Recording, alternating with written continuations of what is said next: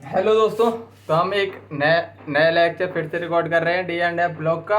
आज बेसिकली हम छोटी छोटी सी प्रॉपर्टी पढ़ेंगे। तो सबसे पहली प्रॉपर्टी हम पढ़ रहे हैं boiling point. Boiling point boiling point boiling point पढ़ रहे हैं। Boiling point basically directly proportional होता है enthalpy of atomization. Boiling point होता है बॉइलिंग पॉइंट डायरेक्टली प्रोपोर्शनल किसके होता है? Enthalpy of atomization. Enthalpy of atomization. Enthalpy of atomization. Enthalpy of atomization basically क्या होता है? एक लैटिस से एक गैसियस एटम को हटा दें, उसमें जितनी एनर्जी लगी उसको क्या बोलेंगे हम? Enthalpy of atomization. जैसे सपोज दैट ये मेटल की लैटिस है। ये मेटल की क्या है? लैटिस। अब इसमें से अगर हम इसको हीट देंगे, एनर्जी देंगे, हीट के फॉर्म में एनर्जी, तो इधर एक मेटल निकल के आएगा। ये मेटल होगा सॉलिड स्टेट में, सॉलिड होगा। फिर इसको एनर्जी देंगे तो ये किस में पहुंचेगा? गैसियस एटम में। मेटल गैसियस एटम में, गैसियस एटम में इसको कुछ एनर्जी देंगे तो इतनी बात चमकी या नहीं? एंथैल्पी ऑफ एटमाइजेशन क्या होता है? एक लैटिस से कन्वर्ट हो गैसियस एटम में, मतलब एक लैटिस से क्या करना है हमको? एटम निकालना है, गैसियस एटम। उसमें जितनी एनर्जी लगी है तो उसको बोलते हैं एंथैल्पी ऑफ एटमाइजेशन। लिखवा दे रहा हूँ एंथैल्पी ऑफ एटमाइजेशन क्या होता है। एंथैल्पी, सबसे पहले हम समझेंगे एंथैल्पी ऑफ एटमाइजेशन क्या होता है। Enthalpy of atomization, enthalpy of atomization क्या होता है? सबसे पहले हम समझ रहे हैं energy required, the energy required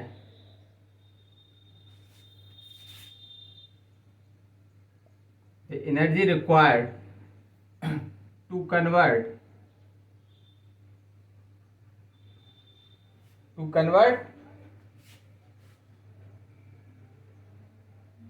metallic lattice into gaseous atom।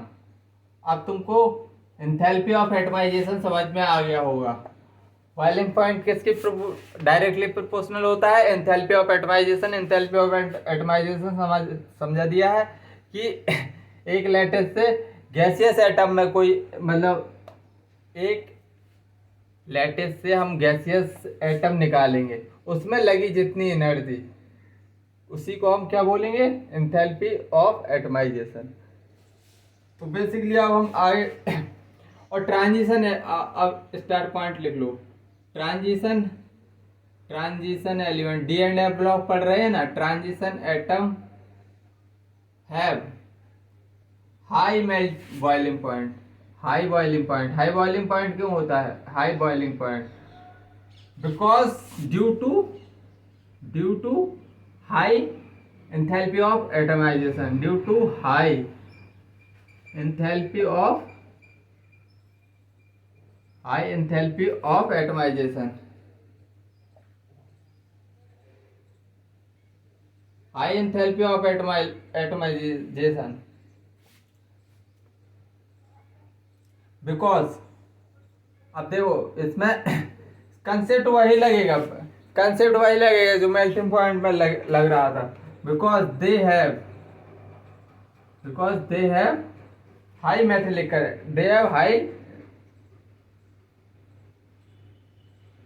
they have strong metallic character, metallic bond, they have strong metallic bond।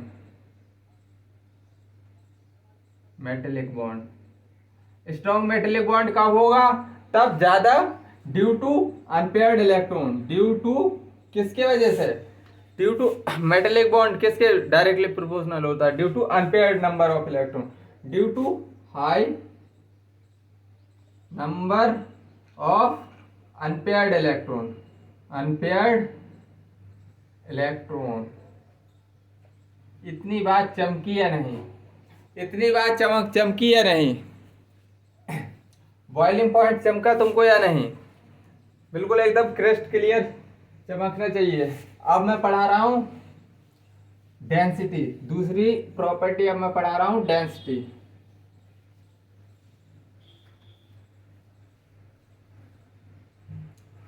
दूसरी प्रॉपर्टी पढ़ा रहा हूं डेंसिटी। डेंसिटी अगर हम पीरियड में देखेंगे, सबसे पहले हम देख रहे हैं in a period, in a period. Period में हम लेफ्ट से राइट जाते हैं, राइट से लेफ्ट जाते हैं, तो क्या होता है? When we move from left to right, सीधा लिखो फ्रॉम लेफ्ट टू राइट। अगर हम पीरियोडिक टेबल में लेफ्ट से राइट की तरफ जाते हैं, लेफ्ट टू राइट, तो एटॉमिक मास क्या होता है? एटॉमिक मास बढ़ता है। एटॉमिक मास बढ़ता है या नहीं? एटॉमिक मास इंक्रीज करेगा, एटॉमिक मास इंक्रीज करेगा। और डेंसिटी बेसिकली होता क्या है? डेंसिटी का फॉर्मूला हमने क्या पढ़ा है? हमको बचपन में हमको पढ़ाया गया था। डेंसिटी का फॉर्मूला होता है mass upon volume, mass upon volume, mass upon volume. देखो मास बढ़ रहा है, लेफ्ट से राइट अगर पीरियड में हम जा रहे हैं तो मास बढ़ रहा है, मतलब कि डेंसिटी क्या होगी? डेंसिटी भी बढ़ेगी, डेंसिटी भी बढ़ रही है। अब जैसे चलो मैं एनसीईआरटी में किस तरह दिया है? एनसीईआरटी में टेबल दी है। साइंस टीचर विनीता कुमारी मन फी को नी कॉपर जिंक। तो देखो लेफ्ट से राइट डेंसिटी बढ़ रही है, बिल्कुल बढ़ रही है। लेकिन निकेल और कॉपर की डेंसिटी ऑलमोस्ट सिमिलर होती है, जिंक की कम हो जाती है। बस इधर थोड़ी याद रखने का है कि कॉपर की ज़्यादा होती है, कॉपर की जिंक से ज़्यादा होती है डेंसिटी। वैसे तो रियल ऑर्डर यही लगेगा कि एटॉमिक मास बढ़ रहा है तो डेंसिटी बढ़ेगी, तो डेंसिटी बढ़ती जा रही है। इधर थोड़ी एक्सेप्शन है तो इधर क्लिक करना। क्वेश्चन मतलब एग्जामिनर उधर से ही क्वेश्चन बनाता है जहाँ से मतलब थोड़ी हौच पौच होता है, जहाँ ऑर्डर का हौच पौच होता है, मतलब एग्जामिनर उधर ही से क्वेश्चन बनाता है। तो अब हम देख रहे हैं एन ए ग्रुप। अब हम ग्रुप में देख ले रहे हैं। अगर ग्रुप में देखना है तो हम क्या फ्रॉम टॉप टू बॉटम जाते हैं। टॉप टू बॉटम जाते हैं तो क्या होता है? ऊपर से नीचे की तरफ जाते हैं तो क्या वॉल्यूम बढ़ता है या नहीं? एटॉमिक मास बढ़ता है या नहीं? Top to bottom atomic mass बढ़ेगा। एटॉमिक मास बढ़ेगा तो क्या होगा? डेंसिटी क्या होगी? बढ़ेगी या नहीं? अरे टॉप टू बॉटम जाते हो, एटॉमिक नंबर बढ़ता है, एटॉमिक मास बढ़ेगा तो क्या डेंसिटी क्या होगी? डेंसिटी भी इंक्रीज होगी। डेंसिटी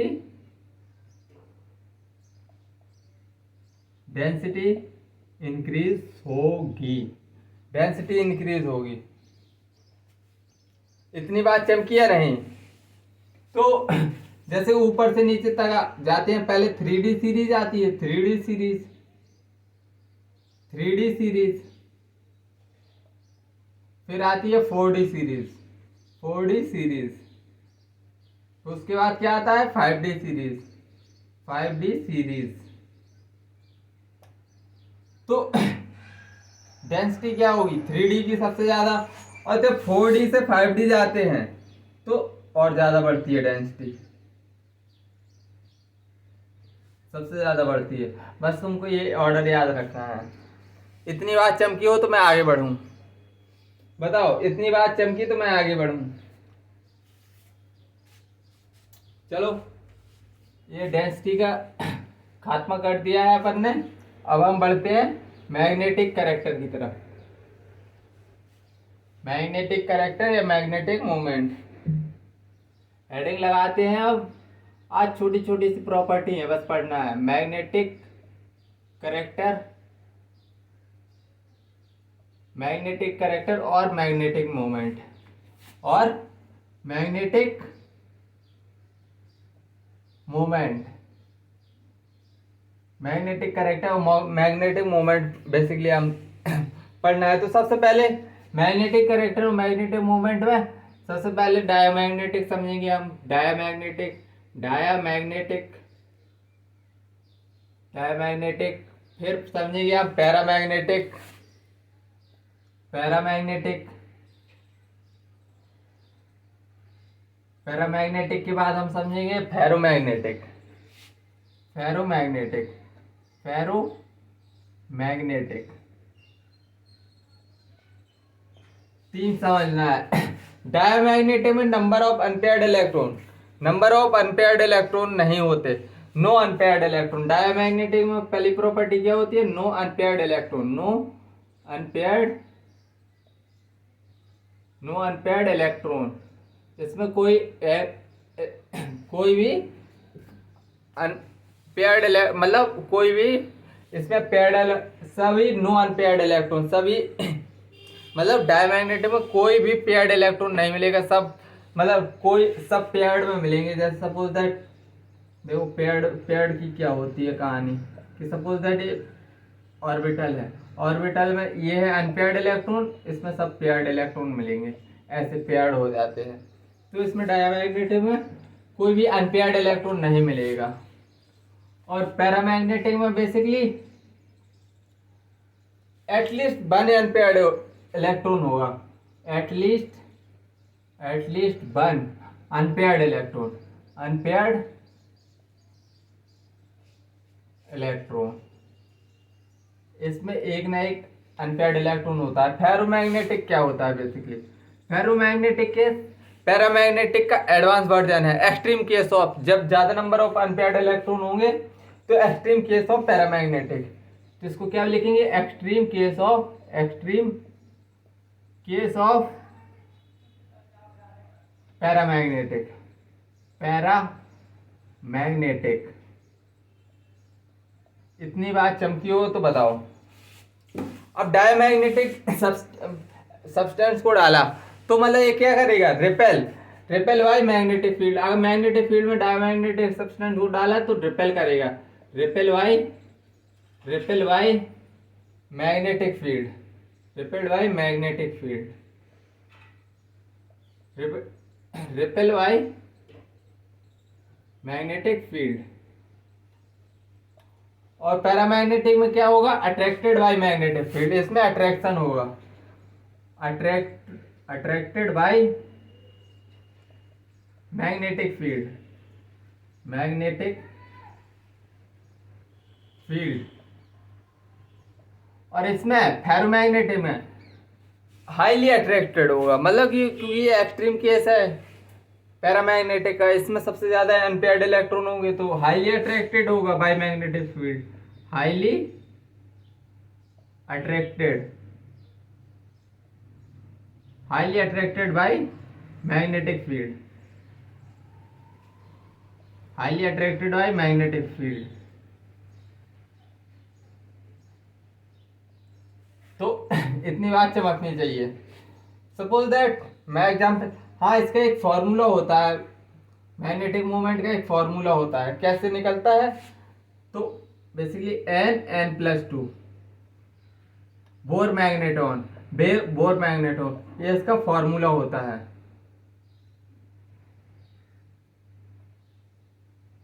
ये रूट में रहेगा बोर मैग्नेटॉन, ये फॉर्मूला बस याद रख लेना।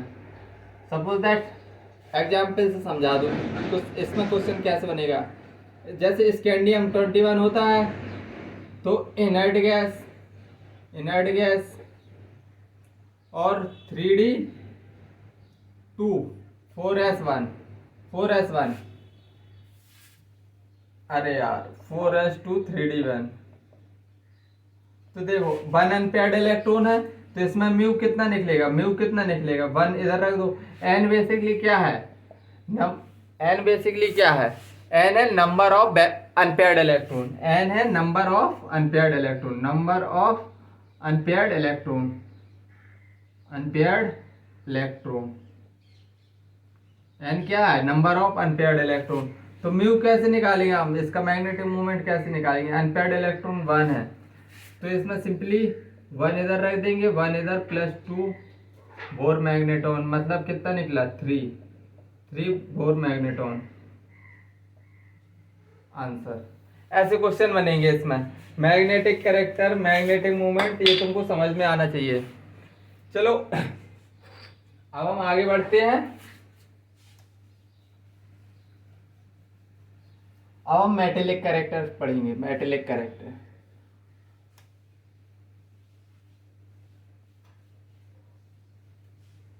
अब हम क्या पढ़ेंगे, मेटेलिक कैरेक्टर।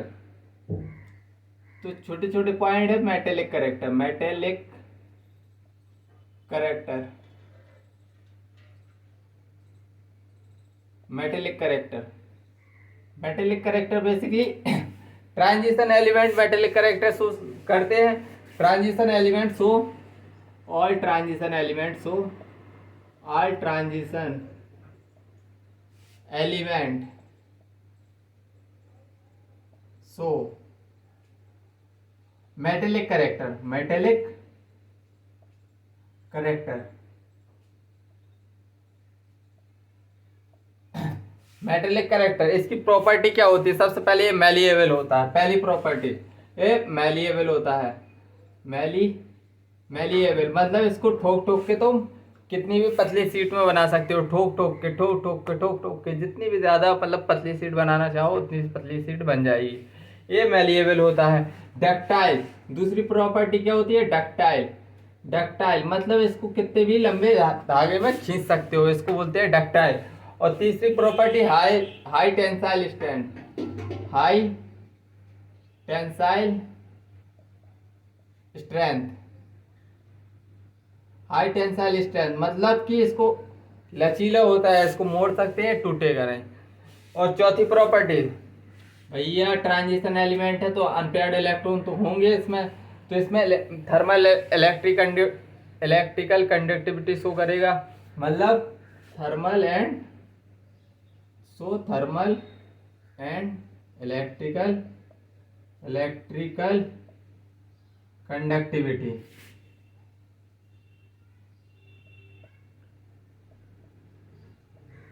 और कोई प्रॉपर्टी, इसके high melting point volume point होगा, क्योंकि इसमें सबसे ज़्यादा अनपेयर्ड इलेक्ट्रॉन होंगे, जितने ज़्यादा अनपेयर्ड इलेक्ट्रॉन तो उसकी हाई मेल्टिंग पॉइंट होगा एंड बॉइलिंग पॉइंट और मेल्टिंग पॉइंट हाई होगा। और इसमें हाई, छठवां point, high enthalpy of atomization, high enthalpy of atomization, enthalpy of atomization तुमको अभी समझा चुका हूँ, हाई एंथैल्पी ऑफ एटमाइजेशन, इसकी हाई एंथैल्पी ऑफ एटमाइजेशन, ये एटमाइजेशन तुमको समझा चुका हूँ। मेटेलिक लस्टर, सातवां पॉइंट लिख लो, मेटेलिक लस्टर होता है, मेटेलिक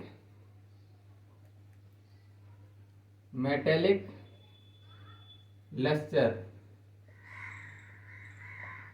इतनी प्रॉपर्टी तुमको याद रखना है, मेटेलिक लस्टर। तो ये हो गई मेटेलिक कैरेक्टर की property.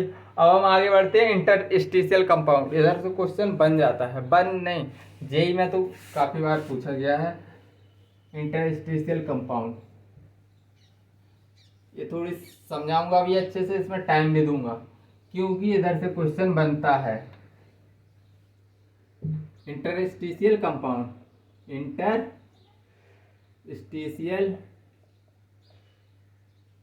Interstitial compound,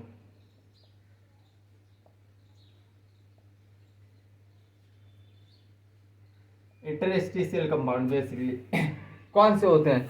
suppose interstitial compound, पहले मैं डेफिनेशन लिखवा दूं, पहले मैं डेफिनेशन लिखवा दे रहा हूँ फिर समझा दे रहा हूँ इंटरस्टिशियल कंपाउंड क्या होते हैं। स्मॉल एलिमेंट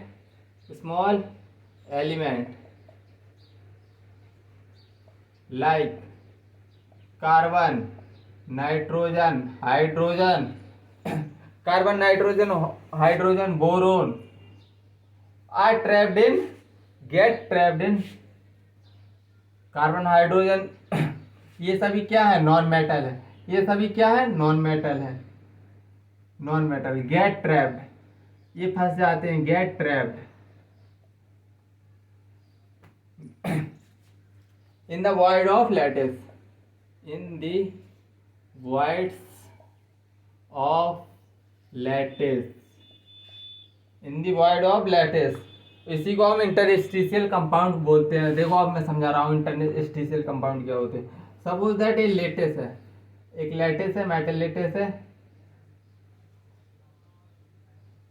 तो देखो ये जो स्पेस है इधर, जो ये स्पेस है इधर, ये छोटे छोटे क्या कार्बन, नाइट्रोजन, हाइड्रोजन, बोरोन ये सब ऑक्युपाई कर लेते हैं ये वाली स्पेस। बेसिकली ये जो स्पेस बनती है ये स्पेस में फंस जाते हैं। Small element like carbon, hydrogen, hydrogen, boron ये सभी नॉन मेटल इसमें फंस जाते हैं। तो इसकी कैरेक्टरिस्टिक आती है कुछ, प्रॉपर्टी ऑफ इंटरस्टिशियल कंपाउंड। इधर से क्वेश्चन बनता है प्रॉपर्टी, तो तब ये नॉन मेटल इस मेटल लेटिस में फंस जाते हैं, तो इसकी कुछ प्रॉपर्टी आती है, उधर से क्वेश्चन बनते हैं। जेई में देख लेना, प्रीवियस ईयर क्वेश्चन भर भर के आए हैं, और यही क्वेश्चन जेई के क्वेश्चन ही नीट में फेंकता है एनटीए। तो property of interstitial compound, interstitial compound, property of interstitial compound. पहली property harder than pure metal. अब ये हार्ड हो जाएंगे। देखो पहले इसमें स्पेस थी तो ठोकने में ये डक्टाइल नेचर शो कर रहा था, अब इसमें नॉन मेटल आ गए हैं तो ये टूटेगा, मतलब अब ये मेलिएबल नहीं होगा। Harder than pure metal, harder पहली प्रॉपर्टी, हार्डर। इधर से क्वेश्चन बनेगा, जेई में आया है क्वेश्चन जेई में। हार्डर देन, यही स्टेटमेंट लिखे थे, harder than pure metal, harder than pure metal, पहली प्रॉपर्टी। दूसरी प्रॉपर्टी क्या होगी? High melting point and boiling point than original metal. इसकी मेल्टिंग पॉइंट और बॉइलिंग पॉइंट ज़्यादा हो जाएगी। High melting point and boiling point than किससे? प्योर मेटल से देन ओरिजिनल मेटल। दूसरी प्रॉपर्टी। तीसरी प्रॉपर्टी, केमिकली इनर्ट हो जाते हैं, केमिकली इनर्ट मतलब केमिकली लेस रिएक्टिव हो जाते हैं। केमिकली क्या हो जाएंगे? अब जैसे ही इंटरस्टिशियल मतलब ये वॉइड बोलते हैं इनको क्या बोलते हैं? वॉइड या इंटरस्टिशियल स्पेस, इंटरस्टिशियल स्पेस। तो ये क्या हो जाएंगे? केमिकली लेस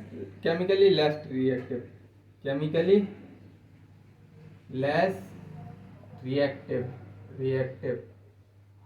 अगर मुझ पर भरोसा ना हो तो एमटीजी खरीद के देख लेना, जेई मेंस में इधर से क्वेश्चन आया हुआ है। तो भैया ये स्लाइड इंपॉर्टेंट है, बस इतना ही पढ़ लेना। चलो आगे बढ़ते हैं। अलाय फॉर्मेशन, अब हम पढ़ेंगे अलाय फॉर्मेशन।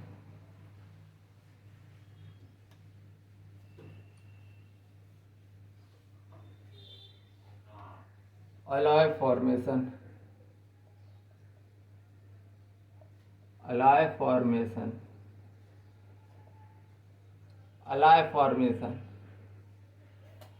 फॉर्मेशन क्या होता है?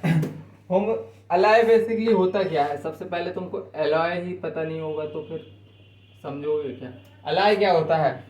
Homogeneous solution of metal and non metal होता है। Homogeneous solution of metal and non homogeneous mixture तो समझते हो, मतलब जो मिलाने पर दिखाई ना दें, जिनके कंपोनेंट मिलाने पर दिखाई ना दें। जैसे तुम शक्कर को, चीनी को पानी में मिला दोगे तो दिखाई नहीं देगा, ये है होमोजीनियस मिक्सचर का सलूशन है। और पानी को रेत में, पानी और रेत मिला दो तो तुमको रेत नीचे दिखाई देगी और पानी ऊपर दिखाई देगा, मतलब ये हेट्रोजीनियस सलूशन है।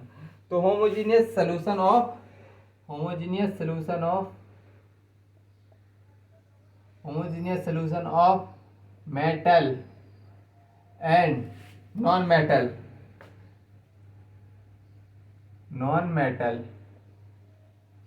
mixed with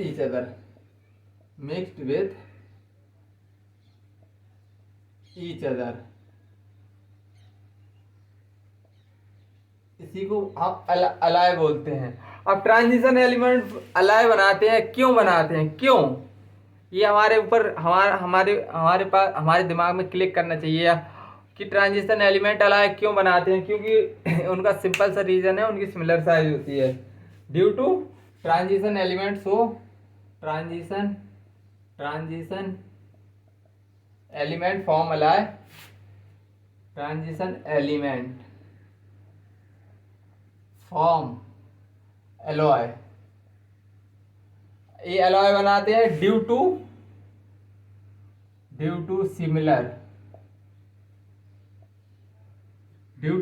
size, due to similarity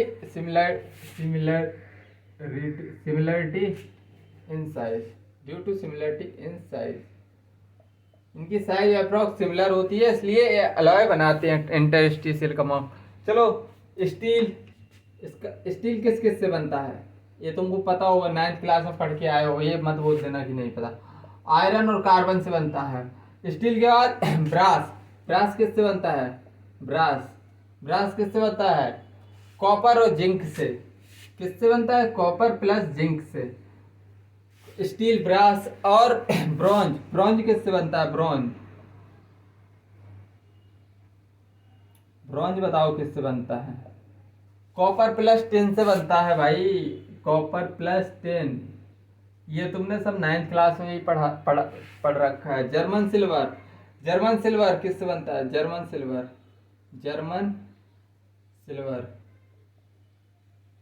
silver किससे बनता है, कॉपर, जिंक और निकल से। किससे, कॉपर, जिंक और निकल से। इतनी बात चमकी या नहीं। एलॉय फॉर्मेशन तुमको समझ में आया है या नहीं। एलॉय फॉर्मेशन, ट्रांजिशन एलिमेंट क्यों एलॉय बनाते हैं, क्योंकि उनकी सिमिलर साइज होती है, बस इतना सा रीजन है, बस खत्म। और अब हम पढ़ेंगे कैटालिटिक प्रॉपर्टी। आज हम छोटी प्रॉपर्टी सभी डिस्कस कर ले रहे हैं। Catalytic property, transition element catalytic property show करते हैं। अच्छे से लिखो, कैटालिटिक प्रॉपर्टी, कैटालिटिक प्रॉपर्टी,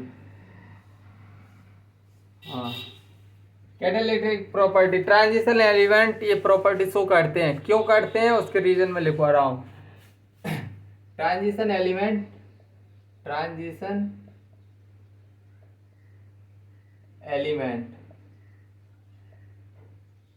सो कैटालिटिक प्रॉपर्टी,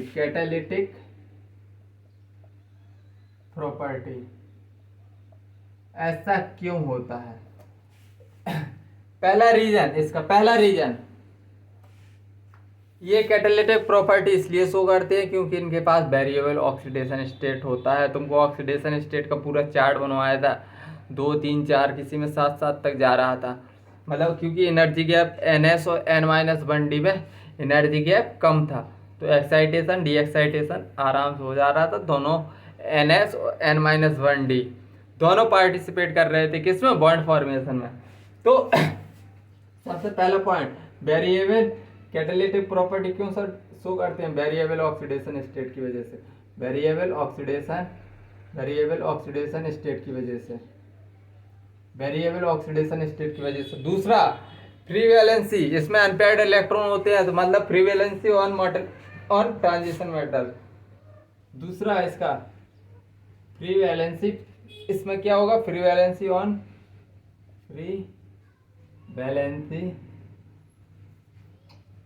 इसमें free valency on surface of transition metal, free valency on surface of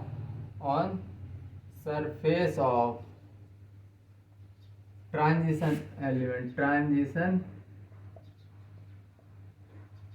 element. और third catalytic property transition element क्यों source करते हैं, क्योंकि इनके पास बैकेंड डी ऑर्बिटल होता है, बैकेंड डी ऑर्बिटल प्रेजेंट होता है, presence of backend D orbital, presence of backend D orbital, इनके पास बैकेंड डी ऑर्बिटल होता है। इतनी बात याद रखना।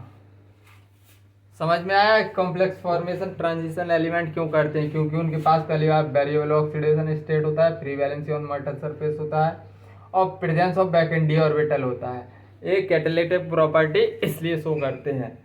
अब दूसरी कॉम्प्लेक्स फॉर्मेशन लास्ट प्रॉपर्टी जो हम पढ़ने जा रहे हैं, कॉम्प्लेक्स फॉर्मेशन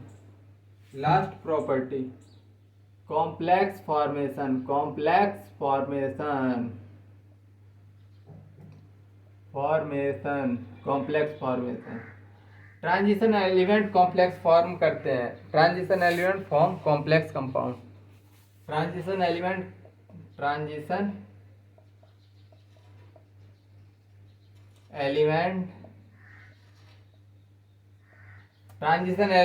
होते हैं वो फॉर्म कॉम्प्लेक्स कंपाउंड, रीजन बता रहा हूं अभी मैं, कॉम्प्लेक्स कंपाउंड।